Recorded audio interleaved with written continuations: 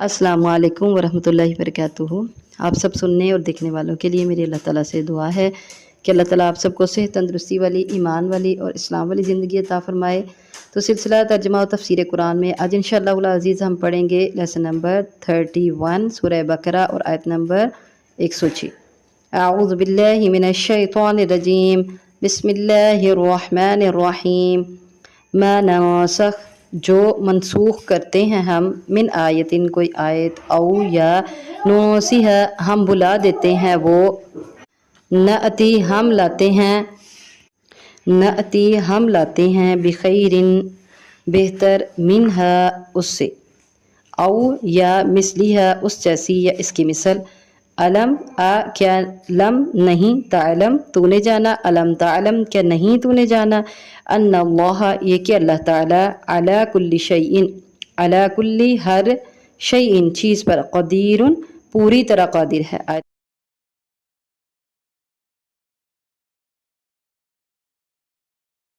अऊज़ु बिल्लाहि मिनश शैतानिर रजीम, बिस्मिल्लाहिर रहमानिर रहीम। मा ननसख मिन आयतिन औ नुनसिहा नअति बिखैरिन मिनहा औ मिस्लिहा। इस आयत में नसख के बारे में बयान किया गया। अल्लाह ताला इरशाद फरमाते हैं कि जो हम मनसूख कर देते हैं कोई आयत या उसे हम आपको बुला देते हैं, तो नाति बिखैरिन मिनहा औ मिस्लिहा, हम उस तरह की आयत लाते हैं, कोई हुक्म लाते हैं, औ मिस्लिहा इसकी तरह की, या फिर उससे भी बेहतर। अब सबसे पहले नसख किसको कहते हैं? नसख का माना ये है कि बाद में आने वाले हुक्म के साथ पहले किसी हुक्म को ख़त्म कर देना, मनसूख कर देना। बाद में आने वाले हुक्म के साथ पहले हुक्म को मनसूख कर दिया जाता है, उसको ख़त्म कर दिया जाता है। नसख की मुख्तलिफ़ अक़साम हैं। पहली किस्म क्या है? नस्ख़ुल कुरान बिल कुरान, यानी कुरान के साथ कुरान का नसख। दूसरी कौन सी नसख की किस्म है? कुरान के साथ हदीस या सुन्नत का नसख। और तीसरी है सुन्नत के साथ सुन्नत का नसख। और फिर चौथी है सुन्नत सहीहा के साथ कुरान का नसख। तो अभी हम पहले चूँकि नसख के बारे में पढ़ रहे हैं तो उसकी चंद मिसालें, जैसे बैतुल मुक़द्दस पहले किबला मुकर्रर हुआ और फिर उसके बाद अल्लाह ताला ने हुक्म दे दिया बैतुल्लाह यानी खाना काबा की तरफ मुँह करके नमाज अदा करने का, उसको किबला मुकर्रर कर दिया। तो इसी तरह हमारी शरीयत में नसख जो है वो जायज़ है। मज़ीद देखा जाए तो हमारी शरीयत में पहली जो शरीयतें गुज़री हैं उनके बहुत से अहकामात को मनसूख कर दिया गया। अच्छा, चंद मिसालें आपके सामने होंगी कि हम कहते हैं कि तौरात में भी अल्लाह ताला ने लिखा हुआ था, पढ़ते हैं हम कि तौरात में भी अल्लाह ताला ने उनको हुक्म दिया था नमाज अदा करने का, ज़कात अदा करने का, पहली उम्मतों को हुक्म था। और फिर इसी तरह उनको हुक्म दिया गया था बनी इसराइल को कि कान बदले कान के, नाक बदले नाक के, जान बदले जान के। ये आयत हमने पढ़ी हुई हैं। तो इससे पता चला कि बहुत से अहकामात पहली शरीयतों के हमें भी दिए गए हैं और बहुत से अहकामात पहली शरीयतों के हमारे ऊपर मनसूख कर दिए गए हैं। तो हम इस बात को मानते हैं, हमारा ये अकीदा है कि इस्लाम में नसख जायज़ है जो अल्लाह ताला ने कर दिया नबी करीम सल्लल्लाहु अलैहि वसल्लम की मौजूदगी में। यहूदी नसख के मुनकर थे, इसलिए इन्होंने जब ईसा अलैहिस्सलाम आए और जैसा कि हमने पीछे पढ़ा कि ईसा अलैहिस्सलाम ने कहा कि मैं तुम्हारे पास आया हूँ और मैं तुम्हारे पास वो अहकामात जो और वो चीज़ें जो तुमने अपनी सरकशी की वजह से अपने ऊपर हराम करवा ली थी उनको हलाल करने आया हूँ। तो यहूदियों ने जब देखा कि ईसा अलैहिस्सलाम कह रहे हैं कि मैं बहुत सी हराम करदा चीज़ें जो तुम्हारे ऊपर थी उनको हलाल करने आया हूँ, तो उन्होंने कहा कि हमारी शरीयत में नसख है नहीं, वो नसख को मानते नहीं थे। इस वजह से उन्होंने ईसा अलैहिस्सलाम को झुटला दिया और उन पर ईमान लाने से इनकार कर दिया। वो तौरात के अहकामात को मनसूख करने का मानते ही नहीं थे। तो जैसे वो तौरात के अहकामात को मनसूख होने पर यकीन नहीं रखते थे, और इसी तरह फिर इन्होंने कुरान पर भी एतराज़ात कर दिए। जब अल्लाह ताला ने एक हुक्म दिया और उसके बाद वो हुक्म मनसूख हुआ, दूसरा हुक्म दिया, तो उन्होंने एतराज़ात किए और कहा कि जब अल्लाह ताला ने एक हुक्म दिया और वो दुरुस्त था तो फिर उसको मनसूख क्यों किया? पहले वो हुक्म दुरुस्त था और अब वो हुक्म गलत हो गया, तो अल्लाह ताला ने उसको मनसूख क्यों किया? ये बात यहूदी लोग किया करते थे। तो अल्लाह ताला ने इसके कई जवाबात दिए हैं कि जो कुरान के नसख पर एतराज़ कर रहे हैं اس کے اللہ تعالیٰ جواب دے رہے ہیں، اور پہلے جواب کی تفصیل کچھ اس طرح ہے کہ اللہ تعالیٰ نے ارشاد فرمایا کہ ما ننسخ من آیت او ننسیها ناتی بخیر منها او مثلها، کہ اگر ہم منسوخ کر دیتے ہیں کوئی آیت تو ہم اسی طرح کی آیت لاتے ہیں، اسی طرح کا کوئی حکم لاتے ہیں یا اس سے بھی بہتر لاتے ہیں۔ اور پہلا حکم جو ہوتا ہے وہ دراصل ہوتا ہی حقیقت میں اتنی ہی مدت کے لیے ہے، اور نسخ اس مدت کے ختم ہونے کا اعلان ہے۔ نسخ جب ہوتا ہے تو وہ اس مدت کے ختم ہونے کا اعلان کر دیتا ہے کہ وہ حکم اتنی مدت کے لیے تھا، اب وہ حکم منسوخ ہو چکا، اور اس وقت تک وہ پہلا حکم عین حکمت ہوتا ہے، یعنی جب نیا منسوخ ہونے وہ پچھلا حکم منسوخ ہوتا ہے، اگلا حکم آتا ہے، تو پچھلا حکم جو ہے وہ جب تک برقرار رہتا ہے اس وقت تک وہ حکمت کے مطابق ہوتا ہے، وہ حکم چل رہا ہوتا ہے۔ لیکن جب اس سے بہتر کی ضرورت ہوتی ہے، اس کو چینج کرنے کی ضرورت ہوتی ہے، تو اللہ تعالیٰ اس کو منسوخ کر کے نیا حکم جاری کر دیتے ہیں۔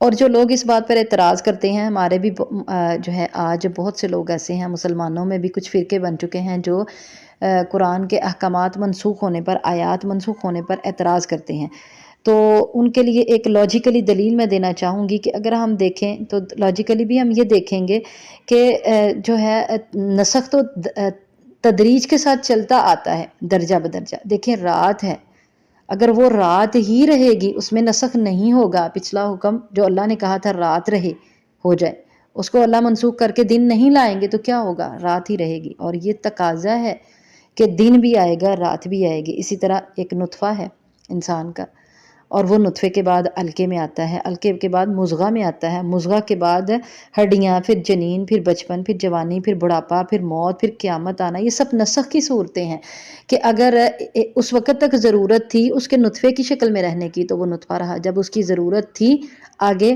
اس کی نطفے سے اب وہ علقہ کی شکل میں آئے تو اللہ نے اس کو علقہ بننے کا حکم دے دیا، پھر جب علقہ سے مضغہ کی شکل میں آنے کی ضرورت تھی تو اللہ نے اس کو مضغہ کا حکم دیا۔ تو یہاں سے ہم دیکھتے ہیں کہ اب اس پہلے حکم کو جتنی دیر قائم رہنا تھا اس کے بعد اگلے کی ضرورت تھی تو اللہ تعالیٰ نے اس کو اگلا حکم دے دیا۔ تو اگر یہاں ہم کہیں کہ اس کا نطفہ ہی رہنا ٹھیک تھا، پہلے اللہ تعالیٰ نے اس کو نطفے کا کہا تھا کہ تم نطفے کی شکل میں رہو، تو اب اللہ کو کیا ضرورت تھی اس کو مضغہ کی شکل میں لانے کی، علقہ کی شکل میں لانے کی؟ تو یہ بات تو بالکل غلط ہے۔ ظاہر یہ تدریج کے ساتھ یہ نسخ کا سلسلہ چلتا رہتا ہے، اور یہ ضرورت بھی ہے، یہ نسخ کی ہی صورتیں ہیں سب۔ اسی طرح موسم بدلتے ہیں، سردی آتی ہے، گرمی آتی ہے، بہار کا موسم آتا ہے، برسات کا موسم آتا ہے، ایک ہی موسم تو نہیں رہ سکتا ہر وقت۔ تو اللہ تعالیٰ جب حکم دیتے ہیں بہار آ جاتی ہے، جب اللہ حکم دیتے ہیں گرمی آ جاتی ہے۔ اب دیکھیں سردیاں بہت لمبی ہو گئیں اس مرتبہ، اور پھر ابھی تک فل گرمی نہیں آئی، تو ابھی بہار کا موسم چل رہا ہے، پھر اس کے بعد گرمی آئے گی، پھر گرمی جائے گی، پھر اس کے بعد درمیانہ موسم آئے گا، پھر برسات کا موسم آتا ہے، دن رات بدلتے ہیں۔ اور مزید دیکھیں لاجیکلی طور پہ ہم یہ بھی دیکھیں گے کہ ایک ڈاکٹر ہے وہ ایک مریض کے لیے ایک تجویز، ایک نسخہ تجویز کرتا ہے، اس کو جب وہ نسخہ دیتا ہے اس وقت اس مریض کو اس نسخے کی ضرورت ہوتی ہے، پھر ایک وقت آتا ہے کہ اس کے اندر وہ جو مسئلہ تھا وہ حل ہو جاتا ہے، پھر دوسرا مسئلہ سامنے آتا ہے تو پھر ڈاکٹر دوسرا نسخہ تجویز کر دیتا ہے، اور وہ کہتا ہے اب آپ کی میڈیسن چینج ہو گئی، اب آپ کا جو ہے نا سارے علاج کا جو جتنا بھی تھا ادویات وہ سب چینج ہو چکی ہیں، اب آپ نے یہ میڈیسن نہیں یہ میڈیسن لینی ہے۔ تو اب ہم یہ کہیں کہ یہ ڈاکٹر ہی نہیں ہے، اس کو کیا پتا، پہلے کوئی دوائی لکھ کے دیتا ہے اب کوئی دوائی لکھ کے دیتا ہے، ایسے تو ہم نہیں کہہ سکتے۔ تو اللہ تعالیٰ ایک ڈاکٹر جو ہے وہ کتنا بڑا انسان کے اندر کے سارے نظام کو سمجھ سکتا ہے، ظاہر ہے اس نے بہت زیادہ جو ہے وہ اسپیشلائزیشن کیا ہے، پھر وہ اسپیشلسٹ بنا ہے، اور پھر وہ جس چیز کا اسپیشلسٹ ہے بس اسی کو سمجھ سکتا ہے۔ لیکن اللہ تعالیٰ نے چونکہ انسان کی ایک ایک پرزے کو خود جوڑا ہے، انسان کے وہ اللہ تعالیٰ ہر چیز کو سمجھتا ہے، اس کے ہر عضو کو سمجھتا ہے، اس کے ہر پارٹ کو سمجھتا ہے، تو اللہ تعالیٰ اس کے حساب سے حکم دیتے ہیں کہ اس انسان کو روحانی علاج کے لیے اس وقت اس حکم کی ضرورت ہے، اس کام کو کرنے کی ضرورت ہے، اور جب اس کی وہ ضرورت پوری ہو گئی تو اللہ تعالیٰ اپنی مرضی سے دوسرا حکم دے دیتے ہیں۔ تو یہ منسوخ کا سلسلہ چلتا رہا نبی کریم صلی اللہ علیہ وسلم کی زندگی میں، اور ہمارا اس بات پر یقین ہے کہ کچھ آیات منسوخ ہو گئیں او ننسیہا، یا کچھ اللہ تعالیٰ نے بلا دیں نبی کریم صلی اللہ علیہ وسلم کو۔ پھر اللہ تعالیٰ ارشاد فرماتے ہیں الم تعلم ان اللہ علی کل شیء قدیر، کیا تم نہیں جانتے کہ اللہ تعالیٰ ہر چیز پر قادر ہے؟ اللہ تعالیٰ چاہے تو ابھی یہ حکم دے دے اور اس کے بعد اللہ چاہے تو دوسرا حکم دے دے۔ اور ہمارے اکثر لوگوں میں نا جو اپنے آپ کو بہت اونچا سمجھتے ہیں، آپ لوگوں نے یہ دیکھا ہوگا بڑے متکبر لوگ جو گھر کے یا پھر یوں بھی سمجھ لیں کہ گھر کے بڑے لوگ جو ہوتے ہیں، اور یہ چیز ویسے متکبر لوگوں میں بھی میں نے دیکھی ہے کہ ایک بات کہتے ہیں تو تھوڑی دیر بعد وہ کہیں کہ یہ نہیں کرنا وہ کرنا ہے، اور پھر جب ان سے کہا جائے کہ آپ نے تھوڑی دیر پہلے تو ابھی یہ کہا تھا کہ یہ کرنا ہے، تو وہ کہتے ہیں ہم نے کہا تھا نا، پہلے بھی میں نے کہا تھا، اب بھی میں نے کہا ہے، اور تمہارا کام ہے میرا حکم ماننا۔ یہ بہت سے اپنے آپ کو بڑا سمجھنے والے لوگ یہ کام کرتے ہیں۔ لیکن اسی طرح جو گھر کے بزرگ بوڑھے ہوتے ہیں، آپ ان کو دیکھنے، ایک گھر کا نگران ہے، وہ دیکھتا ہے کہ آج میرے گھر کا سارا نظام چلانے کے لیے میں نے یہ کام کرنا ہے، لیکن کل جب اگلا دن آتا ہے تو پھر اس کو نظر آتا ہے کہ وہ کل کا دن تھا، اس کی کل کی ضرورت وہ تھی، آج کے دن دوسری ضرورت ہے، اور آج گھر کا نظام چلانے کے لیے مجھے یہ کام کرنا ہے، تو وہ بھی اپنی تدبیر چینج کر دیتا ہے۔ تو جب ایک انسان اپنے گھر کا نظام چلانے کے لیے تدبیر کو چینج کرتا ہے، پھر اسی طرح ایک ڈاکٹر جو ہے وہ نسخہ بار بار تجویز کرتا ہے الگ الگ سے، تو اللہ تعالیٰ کیوں نہیں جو ہے وہ احکامات کو بدل سکتے۔ مزید آگے ہم دیکھتے ہیں جو ابھی میں نے پہلے آپ کو مثالیں بتائی تھیں قرآن کی تنسیخ کے بارے میں، کہ قرآن کے ساتھ نسخ القرآن بالقرآن، اس کی مثالیں دیکھیں۔ سورہ نساء میں اللہ تعالیٰ نے زنا کرنے والی عورتوں کی سزا مقرر فرمائی کہ انہیں گھروں میں بند رکھیں یہاں تک کہ انہیں موت اٹھا لے، یا پھر اللہ تعالیٰ کوئی اور راستہ بنا دے۔ اب اللہ تعالیٰ نے لاسٹ میں یہ بات کہی کہ انہیں موت اٹھا لے، تب تک ان کو گھروں میں بند رکھو، یا پھر اللہ تعالیٰ ان کے لیے کوئی اور راستہ بنا دے۔ اور پھر وہ آگے راستہ اللہ تعالیٰ نے بنا دیا سورہ نور میں، یعنی وہ پچھلا حکم منسوخ ہو گیا جب سورہ نور کی آیات نازل ہوئیں کہ جو زنا کرنے والی عورت ہے، زانی مرد اور زانیہ عورت کو 100 کوڑے مارنے کا حکم دے دیا گیا، تو پھر پچھلا حکم منسوخ ہو گیا۔ اب عورتوں کو گھروں میں بند نہیں رکھنا یہاں تک کہ وہ مر جائیں، بلکہ اللہ تعالیٰ نے نیا حکم دے دیا، تو پچھلا حکم منسوخ ہو گیا۔ یہ قرآن کا نسخ ہے قرآن کے ساتھ۔ دوسری قسم کیا تھی؟ قرآن کا نسخ تھا جو ہے قرآن کے ساتھ سنت کا نسخ تھا، یعنی حدیث یا سنت کا نسخ۔ تو اس کی مثال دیکھیں کہ قرآن کی آیت، مطلب یہ ہے کہ قرآن کی آیت کسی حدیث یا سنت کو منسوخ کر رہی ہے۔ جیسے شروع میں روزے کی حالت میں مغرب کے بعد سو جانے کا، اگر کوئی سو جاتا، جیسے دوسرے پارے میں انشاءاللہ ہم پڑھیں گے کہ اگر کوئی سو جائے تو سو جانے کے بعد اس کا کھانا پینا، بیوی کے پاس جانا اس کو بالکل منع ہو گیا، حرام ہو گیا، کیونکہ وہ سو گیا تو اس کی رات شروع ہو گئی۔ لیکن پھر اللہ تعالیٰ نے دوسرے پارے میں اجازت دیتی فَالْآنَ بَاشِرُوهُنَّ وَابْتَغُوا مَا كَتَبَ اللَّهُ لَكُمْ وَكُلُوا وَاشْرَبُوا۔ تو اب اللہ تعالیٰ نے یہ حکم دے دیا حَتَّى يَأْتِيَ اللَّهُ بِأَمْرِهِ۔ تو فَالْآنَ بَاشِرُوهُنَّ یعنی اب تم اپنی عورتوں سے مباشرت بھی کر سکتے ہو، وَابْتَغُوا مَا كَتَبَ اللَّهُ لَكُمْ وَكُلُوا وَاشْرَبُوا، تو جو ہے نا کھاؤ پیو یہاں تک کہ سفید داغا کالے داغے سے ظاہر ہو جائے، اس کا حکم اللہ تعالیٰ نے دے دیا۔ تو یہاں جو ہے اسی طرح قبلہ منسوخ ہو گیا، پہلے بیت المقدس قبلہ تھا، پھر خانہ کعبہ بیت اللہ کو اللہ تعالیٰ نے قبلہ مقرر کر دیا، تو وہ قبلہ بیت المقدس جو تھا وہ قرآن میں نہیں ہے، وہ سنت تھا، تو قرآن کے ساتھ پھر اس کو منسوخ کر دیا۔ دوسرے پارے کے شروع میں انشاءاللہ ہم پڑھیں گے۔ تو قرآن کی تنسیخ قرآن کے ساتھ بھی ہو گئی، حدیث کی تنسیخ بھی قرآن کے ساتھ ہوگی۔ اب ہم پڑھتے ہیں سنت کے ساتھ سنت کی تنسیخ، یعنی حدیث کے ساتھ حدیث کی تنسیخ، اس کو بھی منسوخ کیا گیا ہے، اور اس کی مثالیں کیا ہیں۔ رسول اللہ صلی اللہ علیہ وسلم نے ارشاد فرمایا نہیتکم عن زیارت القبور فزوروها ونہیتکم عن لحوم الاداہی فوق ثلاث فامسکوا ما بدا لکم، یعنی پہلے تمہیں میں نے منع کیا تھا قبروں کی زیارت کرنے سے، لیکن اب فزوروها، تم قبروں کی زیارت کر سکتے ہو۔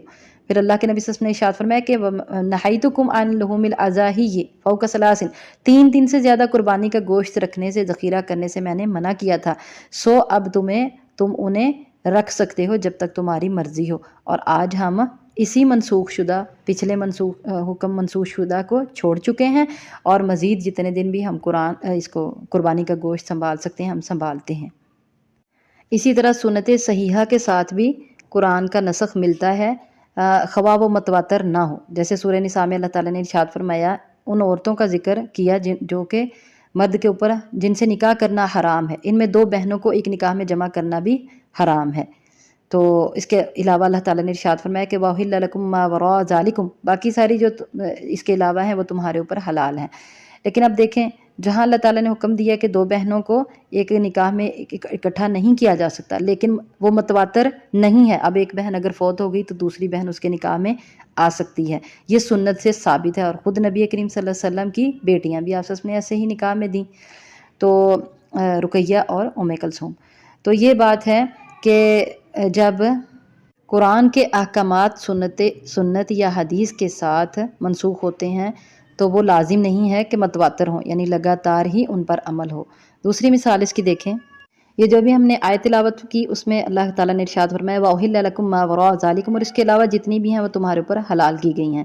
اس آیت کی روح سے خالہ اور بھانجی بھی اور پھوپھی اور بھتیجی بھی ایک نکاح میں جمع ہو سکتی ہے، لیکن صحیح احادیث سے، سنت صحیحہ سے یہ بات ثابت ہے کہ اللہ کے نبی صلی اللہ علیہ وسلم نے اسے منع فرما دیا تھا، اور ایک ہی بندے کے نکاح میں پھوپھی اور بھتیجی، خالہ اور بھانجی نہیں ہو سکتی۔ یہ سنت سے اور صحیح